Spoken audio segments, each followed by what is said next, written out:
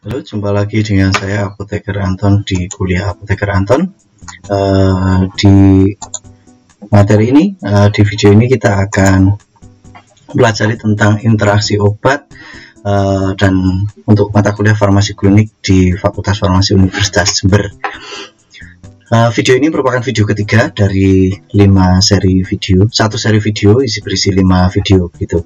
Nah, di video yang kedua kita sudah membahas tentang mekanisme secara umum interaksi obat dan juga membicarakan tentang interaksi farmakodinamik. Nah, kali ini berarti kita membicarakan interaksi secara farmakokinetik ya, farmakokinetik. Interaksi farmakokinetik itu ya, sesuai dengan farmakokinetika itu bisa dilihat dari sisi absorpsi, distribusi, metabolisme, dan ekskresi.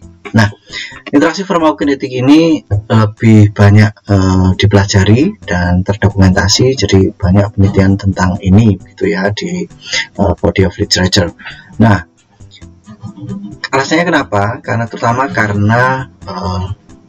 di beberapa dekade terakhir, yaitu pengetahuan tentang enzim pemetabolisme dan juga protein transport itu intensif dilakukan. Jadi dan ternyata ini berhubungan dengan mekanisme interaksi obat secara farmakokinetik. Jadi karena itu banyak sekali penelitian yang dilakukan tentang atau penelitian interaksi obat dengan mekanisme farmakokinetik ini banyak dilakukan. Baik, interaksi farmakokinetik seperti dengan namanya ada, berarti bisa dilihat dari 4 fase farmakokinetika obat, yakni ada absorpsi, di situ ada interaksi karena faktor atau pengaruh dari keasaman lambung, kemudian pembentukan kompleks ya, kemudian motility disorders, sama adanya protein transport yang namanya P-glycoprotein atau PGP. Di distribusi nanti hubungannya dengan ikatan antara obat dengan protein plasma ya. Protein plasma yang umum yaitu albumin, kemudian alpha 1 acid glycoprotein dan lipoprotein. Dia ada tuh, kurung tutupnya kurang. Baik, secara metabolisme, nah ini yang biasanya agak panjang ya, itu ada induksi dan inhibisi dari sitokrom P450 atau SIP gitu ya, enzim sitokrom P450 atau SIP itu biasanya disebut seperti itu. Kemudian ada di fase ekskresi, kita biasa melihat secara ekskresi di renal atau non renal ya. Kalau yang renal ya nanti yang terpengaruh di yang sekresi tubular gitu ya. Baik, yang non renal ada di biliary excretion, dan yang penting untuk anak-anak biasanya milk excretion. Meskipun ini tidak sering, tapi juga berbahaya untuk obat-obat tertentu. Tapi tidak semuanya nanti kita bahas di sini karena banyak. Karena tadi saya bilang kalau ini lebih terdokumentasi daripada yang interaksi farmakodinamik, maka body of knowledge-nya itu besar sekali gitu ya. Tidak semuanya akan dibahas di sini. Baik, nah di video ini kita akan membahas terutama di fase absorpsi, distribusi, dan ekskresi. Yang metabolisme akan dipisah di video selanjutnya karena lebih panjang gitu ya. Tadi ingat ya, alasannya karena kita lebih tahu enzim sitokrom P450, enzim metabolisme sekarang ini. Baik, tentang absorpsi ya, kita lihat satu persatu mekanisme yang berkaitan dengan keasaman lambung ya. Kita tahu kalau kebanyakan obat ya yang diminum secara oral, digunakan secara oral, itu terlarut ya dan dissolve dan juga diabsorpsi ya di pH 2,5 sampai 3. Jadi pH-nya asam. Ya, jadi kalau ada obat-obat yang bisa meningkatkan atau menurunkan pH atau mengubah keasaman lambung, suasana asam lambung ini, maka bisa berpotensi untuk mengubah kinetika obat yang lain ya. Nah, contohnya obat yang bisa meningkatkan pH ada apa namanya, H2RA ya, histamin 2 reseptor antagonis, kemudian antasida, antikolinergik ya, obat mabuk misalnya apa namanya, mabuk perjalanan, kemudian proton pump inhibitor, jadi bisa meningkatkan pH atau membuat lambung ini menjadi lebih basah gitu ya. Nah, kemudian juga ada obat yang bisa menurunkan pH lambung atau membuat lebih asam, contohnya adalah pentagastrin. Jadi keberadaan obat-obat ini akan berpotensi mengubah kinetika absorpsi dari obat yang lain ya, kita bisa melogia dari situ. Contohnya di sini ada, kalau precipitant drugsnya macam-macam ya, objek drugsnya ada ceftodoxime. Hasilnya gimana? Penurunan bioavailabilitas dari ceftodoxime. Begitu juga dengan antifungal seperti ketoconazole dan itraconazole. Disolusi dan absorpsi dari ketoconazole dan itraconazole akan turun, ya, akan rendah. Ya, tapi sebaliknya untuk beta blockers dan juga tolbutamide, malah absorpsinya ini dipermudah, ya, dipermudah. Jadi dia akan lebih terabsorpsi kalau suasananya lebih basah gitu ya. Nah, seperti itu. Nah, terus untuk yang seperti ini apa yang perlu dilakukan biasanya ya? Ini nanti kita bahas secara umum di video yang terakhir. Tapi di sini biar Anda ingat-ingat nanti ya. Caranya ya dengan memisahkan pemberian. Ya, ini bisa jadi dengan biasanya rule of thumb-nya ya, aturan umumnya itu dipisahkan 2 jam antara 2 hours after the object drug. Jadi objek drugnya yang mana? Ceftodoxime, ketoconazole, itraconazole, contohnya itu ya. Jadi dia precipitant drugs ini diminum setelah objek drug ini diminum 2 jam sebelumnya. Maksudnya biar memberi kesempatan untuk objek drug ini ya mengalami absorpsi terlebih dahulu, karena gangguannya kan di absorpsi dan bioavailabilitas. Jadi dibiarkan dulu ya, diharapkan dengan 2 jam itu sudah bisa terabsorpsi, maka baru kemudian precipitant drugs digunakan. Nah, kalau yang lain adalah dengan misahkan 4-6 jam ya sebelum precipitant drug itu digunakan ya. Jadi seperti itu.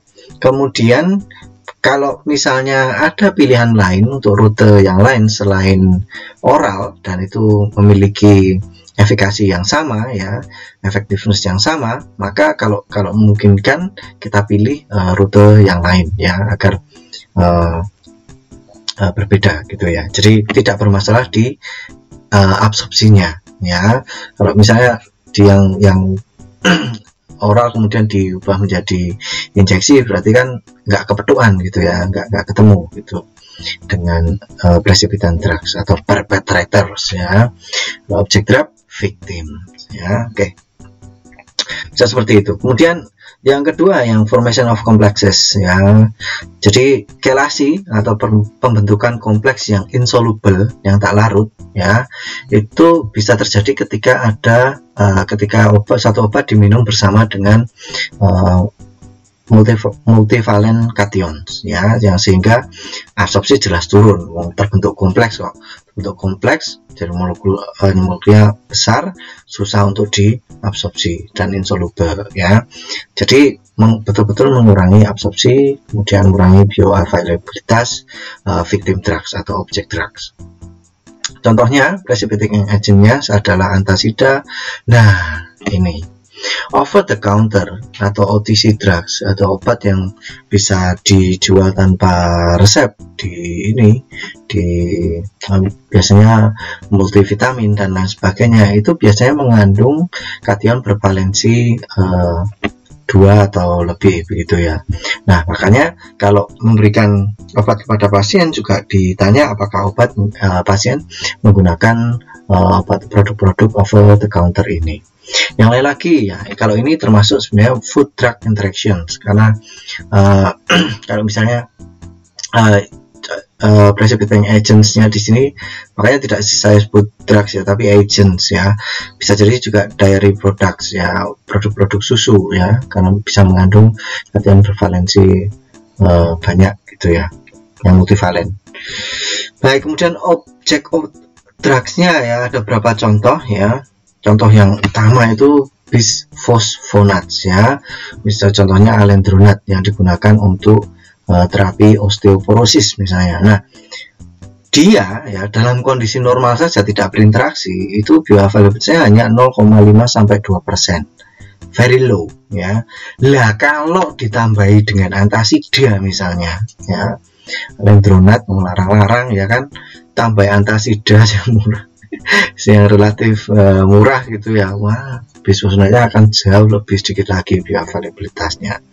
Maka ya perlu diberi jarak ya, tadi penjaraan kemudian jeda ya, pemberian jeda itu tidak penting. Kemudian yang lain ada tetrasiklin. Tetrasiklin itu contoh yang klasiknya. Tetrasiklin kalau diminum bareng susu gitu ya, itu malah nah ini. Kemudian quinolone dan levothyroxine contoh yang lain ya, quinolone antibiotik, levothyroxine untuk pengobatan gangguan tiroid ya. Yang lain ada motility disorder ya, maksudnya ketika ada gangguan motilitas lambung ya, itu bisa mempengaruhi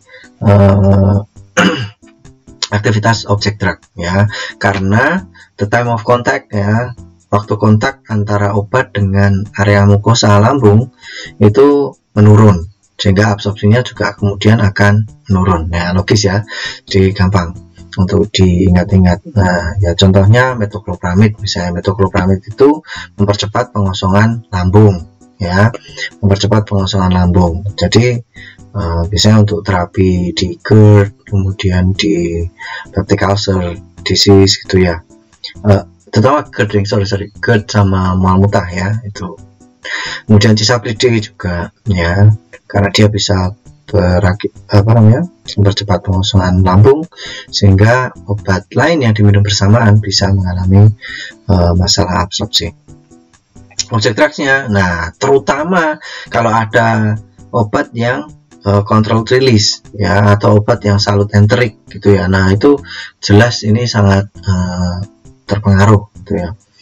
Kemudian digoxin dan theophylline juga absorpsinya bisa turun. Digoxin terutama berarti tidak efektif kemudian digunakan untuk pengobatan masalah kardiovaskular ya kan, karena absorpsinya turun. Nah, kalau yang absorpsinya naik itu malah seperti kalau ada alkohol, ASA ya, aspirin ya, paracetamol, tetrasiklin, kemudian levodopa, absorpsinya menarik ketika ada seperti itu. Kenapa? Ya. Nah, kemudian ada P-glycoprotein atau PGP. Ya, ini agak panjang untuk menjelaskan ini. Ini adalah transporter ya, protein transport ya, yang termasuk ke golongan efflux transporter. Jadi ada influx transporter dan juga ada efflux. Nah, dia ini yang efflux transporter. Jadi efflux berarti flux aliran, X maksudnya itu keluar ya, jadi mengalirkan keluar, atau gampangannya itu sebenarnya dia merupakan dia itu berfungsi untuk kalau ada xenobiotik yang masuk ke dalam tubuh ya, dia itu berusaha untuk mengeluarkan itu ya. Caranya termasuk salah satunya kalau misalnya, nah lokasinya di mana? Lokasinya ada di hepar misalnya. Nah, kalau di hepar dia malah dimasukkan ke hepar, itu sebagai salah satu cara mengeluarkan, karena kalau masuk ke hepar dia bisa kalau dia ada di hepatosit ya, jadi dimasukkan ke sana biar di metabolisme gitu ya, di metabolisme agar nanti bisa diekskresi ya. Ada juga dia bisa jadi kalau misalnya di testis dia membatasi biar tidak masuk gitu. Kalau ada yang masuk, xenobiotik yang masuk, dia segera dikeluarkan gitu ya, untuk membatasi itu. Juga di blood-brain barrier ya, dia juga berperan untuk membatasi agar nggak masuk sampai otak ya, xenobiotik nggak masuk sampai otak. Jadi fungsinya ini sungguh-sungguh mulia gitu ya, untuk agar senyawa yang tidak dikenal oleh tubuh ya, yang asing gitu, coba dikeluarkan gitu ya. Nah, dia Jadi dia fungsinya bisa mereduksi absorpsi. Kalau terkait dengan absorpsi, jadi mengurangi absorpsi. Kalau ada obat yang masuk ya terabsorpsi gitu, dia juga berusaha mengeluarkan, tapi tetap ada yang lolos terabsorpsi tentunya ya, karena kita punya data bioavailabilitas. Kemudian juga bisa ini membantu ya ekskresi, jadi mempermudah ekskresi. Kemudian yang limiting tissue distribution itu maksudnya contohnya tadi yang di testis, kemudian blood brain barriers ya. Oke. Nah, juga di sel tumor. Lokasinya bisa jadi di sel tumor. Karena itu ya, nanti dia itu sebagai penyebab terjadinya resisten, dianggap sebagai penyebab terjadinya atau jawaban atas terjadinya resistensi terhadap kemoterapi gitu ya.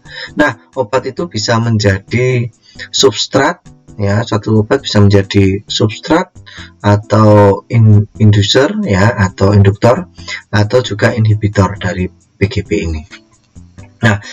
Nah, ini tadi yang kemoterapi resisten sudah saya jelaskan ya, dia ada karena dia juga terekspresi di tumor sel, maka karena dia ada di tumor sel, maka ketika pasien mengalami kemoterapi, mendapatkan kemoterapi, nah obatnya itu sama dia dibuang gitu ya. Nah, itu. Nah, ini contoh gambarnya, ini dari Pak Bessler ya, bagus sekali gambarnya di artikelnya dia itu ya.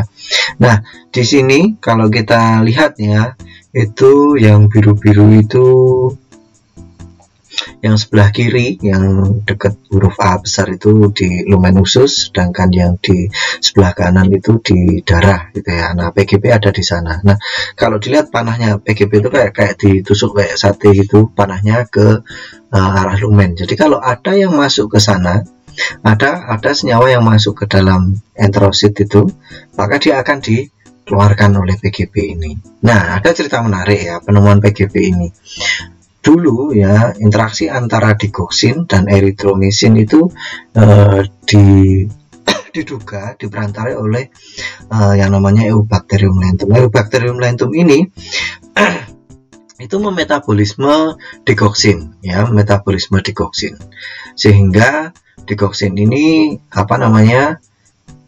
kadar obatnya di dalam darah itu ya normal seperti biasanya, tapi dalam dosis yang biasa digunakan dia tidak apa-apa gitu ya. Tapi ketika ditambah erythromycin itu bisa menyebabkan toksisitas digoxin atau risiko toksisitas digoxinnya meningkat.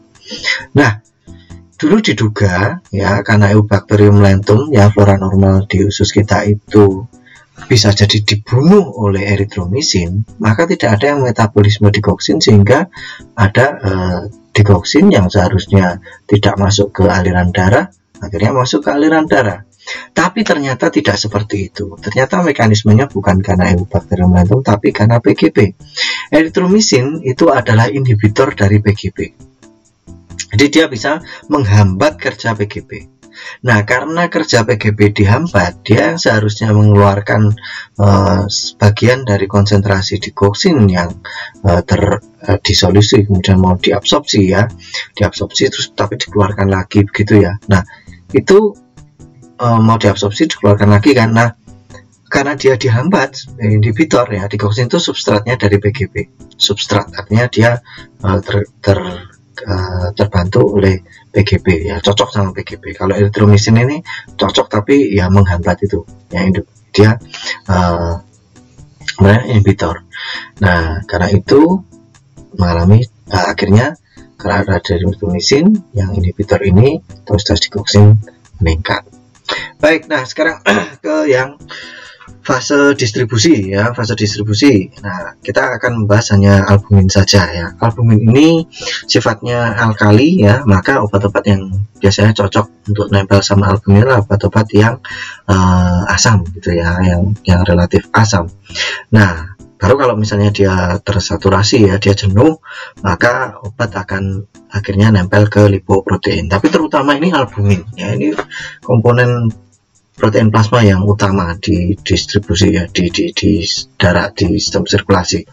Nah, kemudian ada alpha 1 acid glycoprotein ya, glikoprotein asam, ya, dia bersifat, karena namanya asam, dia bersifat asam, maka obat-obat basa yang biasanya nempel dia, dan juga yang obat-obat yang yang basa biasanya ke sana. Nah, kita perlu ingat untuk distribusi ini bahwa obat yang bekerja adalah obat yang bebas, ya kan, fraksi bebas dari obat, jadi bukan yang terikat, ya, fraksi bebas yang bekerja, bukan fraksi bebas. Nah, plasma protein binding atau level dari ikatan dengan protein plasma obat yang satu dengan obat yang lain bisa jadi bervariasi, mulai dari yang rendah biasanya di bawah 20% hingga yang tinggi, ya, yang sangat tinggi, yang lebih dari 90%. Nah, biasanya ini masalah ada di yang sangat tinggi. Kenapa? Kalau memang dia secara normal itu biasanya memang terikat protein plasma, ya, 90% misalnya terikat protein plasma, maka yang bekerja hanya 10%. Nah, berarti kalau ada displacement, ya, dia digeser gitu, ya, adanya interaksi obat, kemudian dia tidak jadi terikat dengan protein plasma, tidak terikat dengan albumin, maka perubahan konsentrasi ini akan mengubah juga efeknya, ya, mengubah aktivitasnya, ya, efeknya yang nampak. Jadi nampak di gejala-gejala yang muncul. Nah, albumin punya 5 binding sites, ya, yang dinamai berdasarkan obat-obat yang dulu ditemukan pertama kali berikatan dengan lokasi atau tempat ikatan gitu, ya. Yang pertama itu warfarin, kemudian benzodiazepin, digoxin, bilirubin, dan tamoxifen. Nah, yang biasanya dibahas adalah yang Sudlu site 1 dan 2 atau tempat ikatan 1 dan 2, ya, yang dulu pertama kali dideskripsikan oleh Pak Sudlu.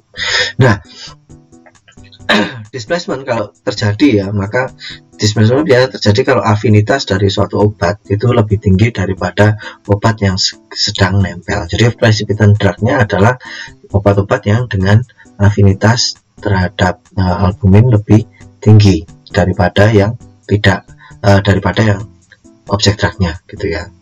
Nah, contoh klasiknya adalah interaksi antara warfarin dengan diklofenak yang bisa menyebabkan reaksi hemoragik dari warfarin, ya. Jadi mana yang menjadi objek drug dan precipitant drug Anda seharusnya sudah bisa menduga.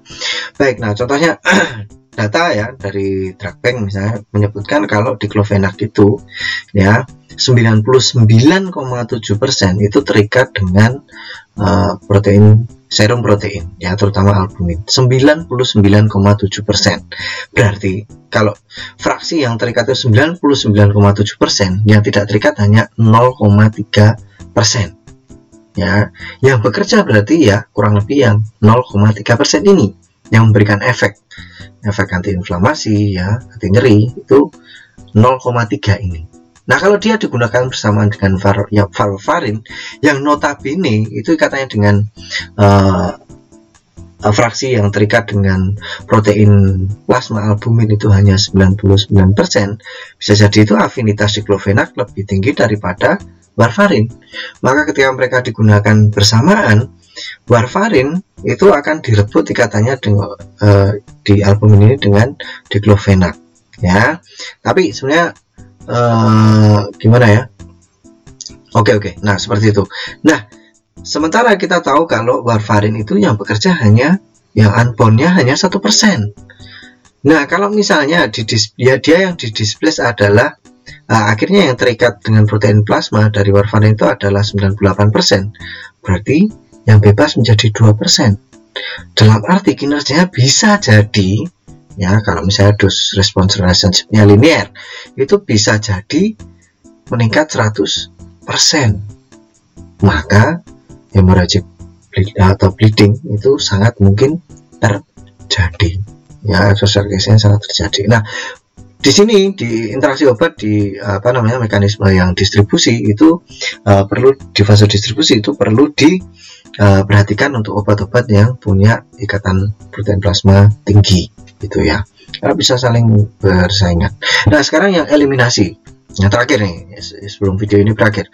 Nah, kita tahu fungsi ginjal adalah untuk filtrasi glomerulus ya, filtrasi glomerulus, kemudian reabsorption di tubular ya.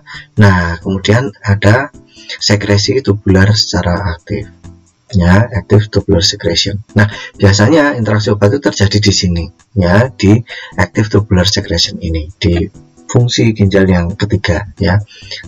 Nah, bisa jadi ya itu interaksi obatnya itu terjadi karena mereka memiliki transportisme yang sama ya untuk terekskresi itu. Nah, akibatnya apa kalau misalnya contohnya adalah NSAIDs ya, nonsteroidal anti-inflammatory drugs ya, yang mengeblok sekresi renal dari methotrexate. Ya, maka toksisitas dari methotrexate itu meningkat ya, karena dia memang NSAID itu terkenal untuk ngeblok sekresi dari ginjal gitu ya. Contohnya lain lagi probenecid ya, itu juga bisa meningkatkan AUC kadar plasma ya, AUC dari oseltamivir ya. Jadi oseltamivir nggak keluar ya, tapi tetap tinggi ya, karena dihambat oleh probenecid. Juga untuk penisilin dan cefalosporin. Tapi mungkin ya di sini kita bisa mikir juga, mungkin bisa dimanfaatkan untuk ngirit dosis obat. Tapi apakah kemudian saya kira juga nggak mudah untuk itu. Kalau menurut saya sih sebaiknya dihindari aja gitu ya, dihindari ya, karena baik. Demikian video tentang farmakokinetik, fase penjelasan tentang interaksi obat secara farmakokinetik di fase absorpsi, kemudian distribusi dan eliminasi ya. Semoga berguna. Masih ada 2 video lain lagi. Terima kasih, sampai jumpa. Referensi, kemudian terima kasih kepada ini semua, dan juga soundnya dari Orange Free Sound. Baik, terima kasih, sampai jumpa.